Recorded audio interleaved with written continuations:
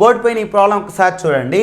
x equal to √5 plus √3 by √5 minus √3, y equal to √5 minus √3 by √5 plus √3 అని ఇచ్చాడు.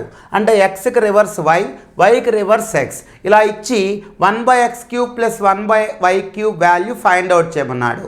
అంటే ఇప్పుడు మనము దీన్ని సింప్లిఫై చేస్తే ఎల్సిఎం వచ్చి x³ y³.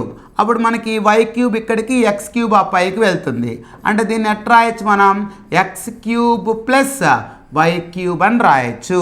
మనకి x³ ప్లస్ y³ ఫార్ములా తెలియాలి. అంటే a³ ప్లస్ b³ ఫార్ములా అంటే x plus y whole cube minus 3xy into x plus y అనేది formula. Minus 3xy into x plus y divided by x³ y³ని xy whole cube అని రాయొచ్చు కదండి.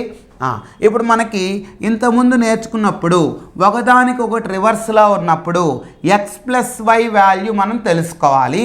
అలాగే xy value మనకి తెలియాలి.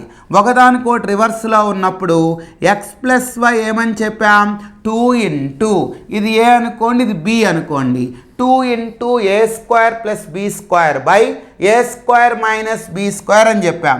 అంటే 2 ఇంటూ a² అంటే 5 అవుతుంది ప్లస్ b² అంటే 3 అవుతుంది బై a² మైనస్ b² అంటే 5 మైనస్ 3. ఇక్కడ 2 క్యాన్సిల్ అయితే ఎంత 8 అవుతుంది. అంటే ఇప్పుడు x ప్లస్ y బదులుగా 8 రాయాలి. అంటే 8³ మైనస్ 3 ఇంటూ xy అన్నాం. అంటే ఒకదానికోటి రివర్స్లో ఉన్నప్పుడు ప్రోడక్ట్ ఆల్వేస్ మీకు 1 అని చెప్పడం జరిగింది. ఇంటూ x ప్లస్ y బదులు 8 రాయాలి. డివైడెడ్ బై xy అంటే 1 కాబట్టి 1ని క్యూబ్ చేసిన 1 అవుతుంది. ఇప్పుడు 8³ అంటే ఎంత 512 మైనస్ 3 8 టైమ్స్ ఎంత 24.